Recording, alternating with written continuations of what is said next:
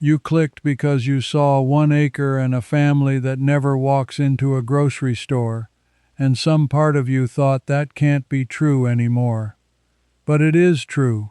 I found it. A single acre, laid out a certain way, feeding an entire family through every season, without a single trip down a supermarket aisle. And I set out to prove it was a myth, because that's what I do. I don't trust the easy answer. Here's what I can tell you before we go a step further. The secret isn't the soil, and it isn't more land. It's the shape of the layout, the order things are placed in, and it traces back to a plan printed in a farm bulletin more than 100 years ago that most people have never seen. Stay with me, because I'm going to show you the exact arrangement, and it works even if all you have right now is an ordinary backyard behind an ordinary house. This started for me on a gravel road outside Lancaster County, Pennsylvania, where I watched an old man in a straw hat carry 2 full baskets from his garden to his back door in under a minute, and I realized every single thing that family ate was within about 70 steps of that door. I had to know why. So I started measuring. I paced off that homestead the next time I was allowed to visit, and the numbers stopped me cold. The garden closest to the house was small, smaller than a lot of suburban lawns. The animals were tucked into corners I'd have wasted on a shed. Nothing was random. Everything sat in a ring, and the rings had an order, and the order was the whole secret. Now here's the first thing that didn't add up. We've been told for decades that feeding a family from your own land takes acreage. 5 acres, 10, a real farm with a tractor and a barn full of equipment. That's the story I grew up believing, but the plain families I've watched do it on a fraction of that, and they do it with a mule and their own 2 hands. So I went digging into where this 1 acre idea even came from, because I figured somebody must have written it down, and I found him. A man named John Seymour, who published a book in 1976 laying out a plan for what he called the self-sufficient holding.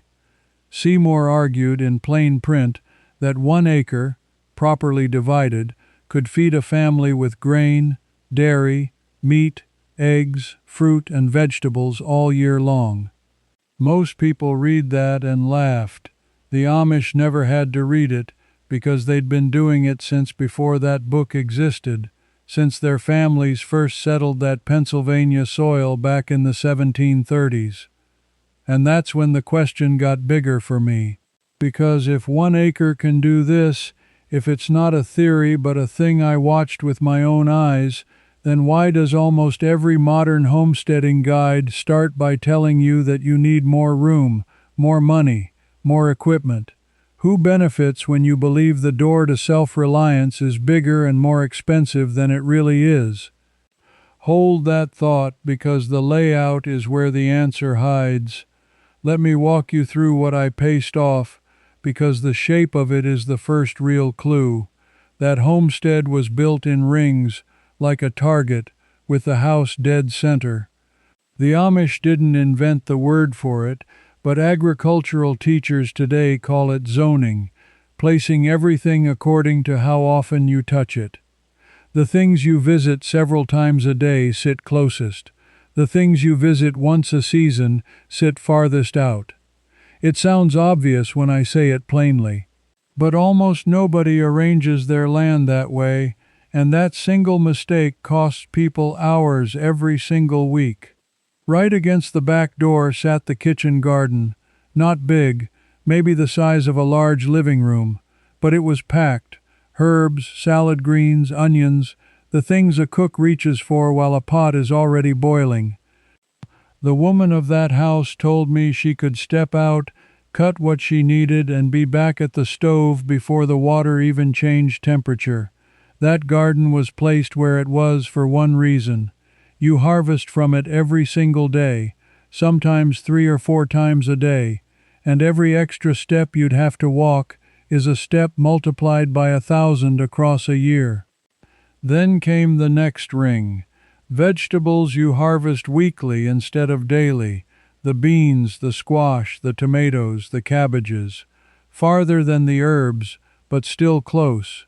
Behind that, the small orchard and the berry canes, which you visit maybe a handful of times through the growing season.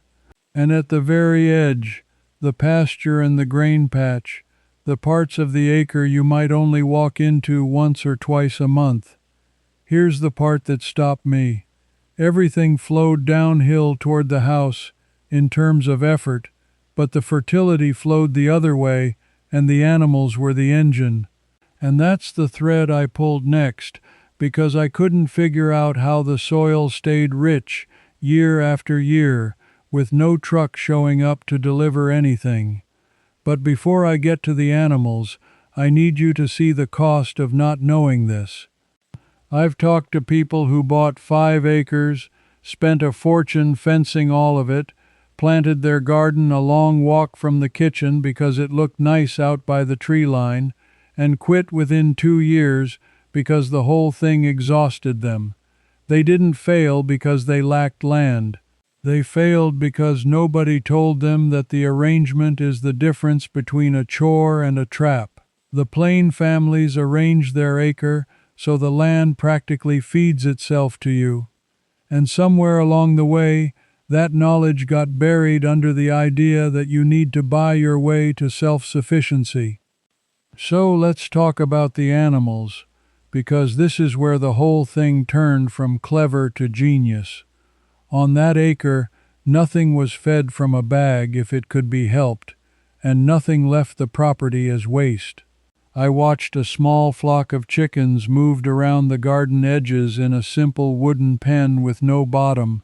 The plain folks just called it the hen ark, and modern homesteaders now call it a chicken tractor. Every few days that pen got dragged to a fresh strip of ground. The birds ate the bugs, scratched up the weeds, and left their droppings right where the next crop would go. Then the family planted into that exact strip. The chickens weren't just laying eggs. They were tilling, weeding, and fertilizing at the same time, and they were doing it for free. And here's the number that got my attention. Agricultural researchers who've studied this kind of rotational poultry grazing have measured that moving birds across ground like this can cut a garden's need for outside fertilizer dramatically. Some extension trials put the nitrogen contribution high enough that a well-run flock can supply the bulk of what a vegetable bed needs in a season.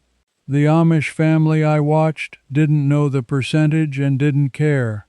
They just knew that in 4 generations, nobody had ever bought a bag of fertilizer for that garden. Then there was the cow. One cow, not a herd, a single family milk cow, a gentle old thing that gave more milk than one household could drink. That surplus became butter, cheese, and clabbered milk, and the skim that was left over went to the pigs and the chickens. The cow ate grass off the pasture ring, and her manure went back onto the fields in a cycle so tight there was no leak in it anywhere. Grass became milk. Milk became food and animal feed. Manure became grass again, around and around, with the family standing in the middle collecting the surplus at every turn. That's when the villain in this story started to come into focus for me, because every single link in that chain is something the modern world sells you separately. They sell you the fertilizer. They sell you the milk. They sell you the butter and the eggs and the meat and the vegetables, each one wrapped in plastic, each one marked up, each one requiring you to drive to a store and hand over money you worked for. The Amish acre closes every one of those loops inside 70 steps of the back door. And the more I looked at it, the more I understood that our dependence isn't an accident. Somebody had to convince us, over about 2 or 3 generations, that this was too hard, too old-fashioned, not worth the trouble. And it worked. Most of us can't name a single person who still lives this way. But the plain communities never got the memo, and therefore the knowledge never died. It just went quiet. And quiet knowledge is exactly the kind of thing I've spent my time chasing. Now, the deeper I got, the more I kept running into one word from the agricultural teachers, and that word was rotation. Not just moving the chickens, moving everything. And this is where the old farm bulletins earned my respect, because they'd worked this out with a precision that would shame most modern gardeners. The idea is simple to say and powerful to do. You never plant the same family of crop in the same spot 2 years running. The cabbages moved to where the beans were, the beans moved to where the tomatoes were, the tomatoes moved to where the root crops were, and each family of plant either feeds the soil or draws from it, so you arrange them in a marching order that keeps the ground getting richer instead of poorer. The beans and peas pull nitrogen out of the air and lock it into the soil through their roots. The leafy crops that come after them feast on that nitrogen. The root crops that follow break up the soil deep down, and then the whole strip gets a rest under grass or clover, gets grazed by that moving flock, and comes back stronger than it started. The United States Department of Agriculture was printing farmers' bulletins on exactly this kind of crop rotation as far back as the 1890s, and the science behind it, the reason legumes feed the soil, was being nailed down by researchers in that same decade. So this isn't folk superstition. This is documented, tested, published agricultural science that we had figured out more than 120 years ago, and then mostly forgot the moment cheap bagged fertilizer showed up and made it feel unnecessary. The plain families kept rotating. And here's the clue that pulled me toward the next question. When I asked how they decided the order, which crop follows which, the old man didn't quote a bulletin. He tapped his head and said his grandfather taught him, and his grandfather learned it from his. The knowledge was passed down mouth to mouth, hand to hand, never sold, never patented, never advertised, which meant if I wanted the whole system, I couldn't just buy a book. I had to keep going back to the people who still carried it. And that's exactly what I did, season after season, notebook after notebook, until the whole sequence was written down in plain order instead of scattered in old heads and older bulletins. Everything I've handed you in this video is real, and it works, but it's the outline. What I put in my books is the full arrangement, the ring-by-ring map for a fenced quarter acre, the week-by-week planting order so the harvest never comes all at once and never runs dry, where the hens, the rabbits, the small pigs, and the milk animal actually fit without swallowing the yard, how to cut the feed bill by growing most of it on the lot, and the storage and canning plan that carries a family from one summer clean through to the next. No acreage, no loan, no tractor, no permission from anybody. If you want the whole system instead of the piece I could fit into one video, scan the QR code right there on your screen, link in the description, pinned comment. The books are all 3 waiting. Now, I still owed you an honest answer about your own yard. And that's the moment I want to stop and talk directly to you, the one watching this in a house you already live in, on a lot you already own, thinking this is a beautiful story about somebody else's life. Because I know what you're thinking.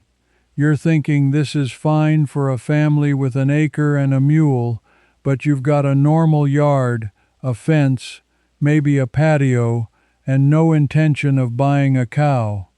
I thought the same thing. So I went looking specifically for the part of this you could use this week, with no new land, no equipment, and nobody's permission. And I found it, and it's smaller and simpler than you'd believe. Start with the ring closest to your door. Just that.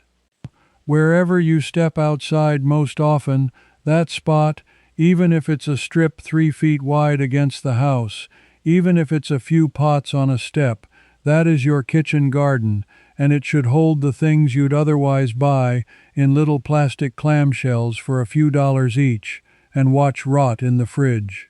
Herbs, salad greens, green onions, these are the crops with the worst deal at the store.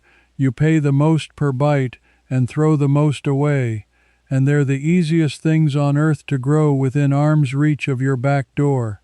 The plain families put them closest not because they're valuable to grow, but because they're the crops you touch every single day, and I want you to copy that logic exactly. One raised strip, or even a row of buckets, planted with the 5 things you reach for most while cooking. That alone can knock a real chunk off your grocery bill inside a month, and it costs you a packet of seeds. Then borrow the second Amish trick, the one that turns a tiny space into a constant supply. They don't plant the whole bed at once. They plant a short row, then 2 weeks later another short row, then 2 weeks later another. It's called succession, and it's the difference between a wall of lettuce that all bolts in the same week and a steady trickle of lettuce you actually eat. Most people plant everything on one Saturday in spring, get buried in produce for 10 days, and then have nothing. The plain families spread the planting so the harvest spreads too. You can do that in a single window box. Sow a pinch of seed every 2 weeks instead of the whole packet at once, and that one habit, which costs nothing, will feed you far longer from the same square of dirt.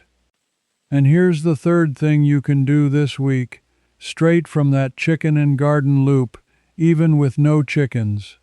Stop throwing away the fertility you already generate.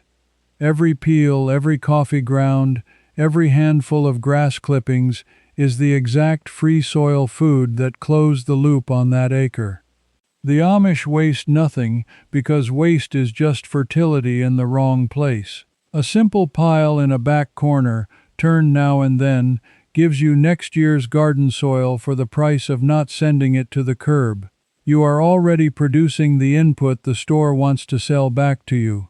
You just have to stop paying to throw it away. Do those 3 things, closest ring, succession planting, and keeping your own fertility, and you've already got the skeleton of the Amish acre working in a suburban yard. But that's the skeleton. It isn't the secret, because there was still one thing I couldn't account for, and it nagged at me for weeks. Here was the problem. A garden feeds you in summer. Anybody can grow a tomato in July. But that family wasn't going to the store in January either, or February, or the long gray stretch of March when nothing grows. So how does an acre feed people through a Pennsylvania winter with no freezer aisle to lean on? That was the hole in my whole theory, and I couldn't close it by watching the garden. I had to find out what happened to the food after it left the ground. And that search is what led me to the piece of evidence this entire investigation was built to reach. I kept asking about winter, and I kept getting pointed toward the same thing, a hole in the ground, not a fancy one, the root cellar, and I'll be honest, I almost dismissed it, because I thought I already knew what a root cellar was. I didn't. What I found was a system so precise it read more like engineering than tradition, and the details of it were written down in a United States Department of Agriculture farmer's bulletin on the storage of vegetables that the government published back in the early 1900s, a document almost nobody alive has read, sitting in the archives while we all bought refrigerators. Let me tell you a little something I learned a long time ago, back when things were built to last and people took their time doing them right. Let me tell you a little something I learned a long time ago, back when things were built to last and people took their time doing them right. Potatoes, carrots, beets, turnips, cabbages, apples, onions, The storage crops the plain families grow the most of will sit quietly in that cold, damp dark and stay good deep into winter. The earth itself, just a few feet down, naturally holds close to that temperature all year long. That's the whole trick. You don't fight the cold or fight the heat. You dig down to the depth where the ground already sits at cellar temperature, and you let the planet be your refrigerator for free, exactly as it did for that family for 200 years. But it's not just a hole, and this is the part that made me sit back. The old bulletin lays out the details the plain folks live by.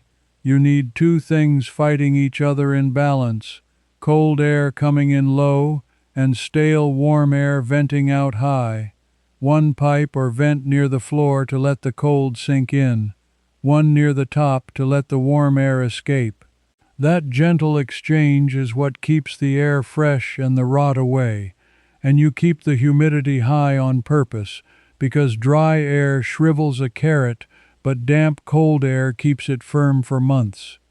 They'd sometimes pack the roots in damp sand or sawdust to hold that moisture right against the vegetable.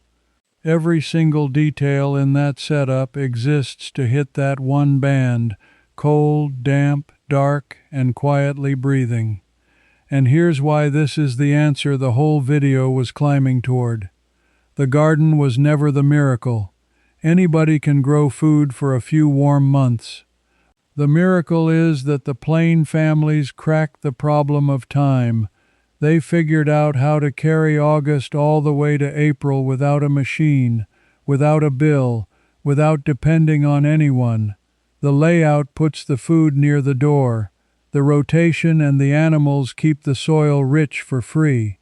And the cellar stops the clock, so a summer's abundance becomes a year's supply. That's how 1 acre never needs a grocery store. Not because the acre is magic, because the whole system, from the herb strip by the door to the cold hole in the ground, is a closed loop that leaks nothing and buys nothing. And you can start the smallest version of this without digging anything.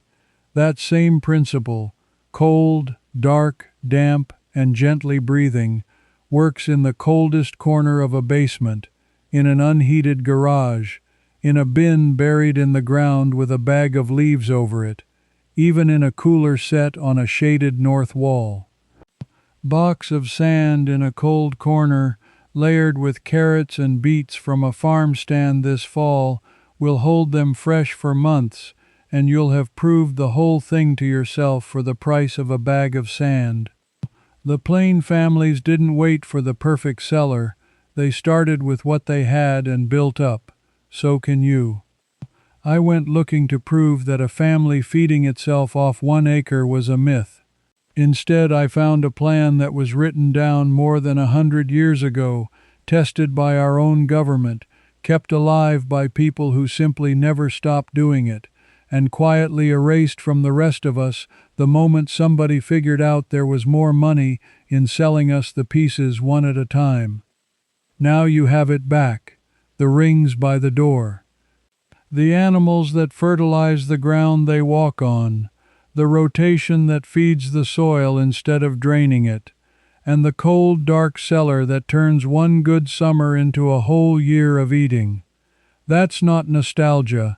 That's a working machine, and it's been running the entire time, just out of sight, on gravel roads most people never drive down. I think you already suspected this. I think you're the kind of person who felt, somewhere in the back of your mind, that self-reliance was never actually as hard as they made it sound, that somebody profited every time you believed you couldn't do it yourself. You were right. You were right the whole time, and now you've got the proof and the plan. So tell me one thing down in the comments, because I read them and I want to know. Which ring would you build first? The herb strip 3 steps from your door, or the cold corner cellar to carry you through winter?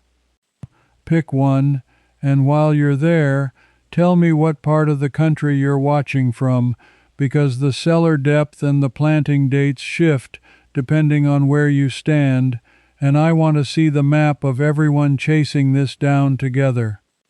And if any part of this lit something up in you, that feeling of getting back a thing that was quietly taken, then come with me on the next one.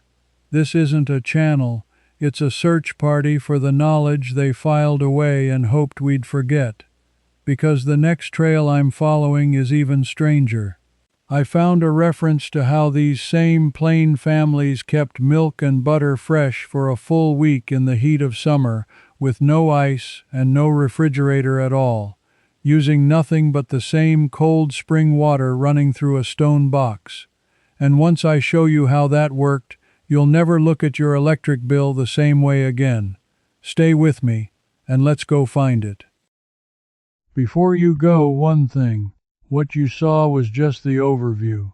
Inside the Plain Living Circle, I pick up right where we stopped and walk you through the full 1-acre ring, zone by zone. Get stuck?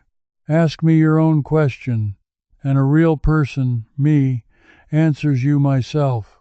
You won't be doing this alone. Just point your phone camera at the code on screen, and you can cancel any time. Now that you know how to lay out your land, let me show you which animals truly feed a family on just half an acre. You might be surprised why chickens aren't first. It's starting right here.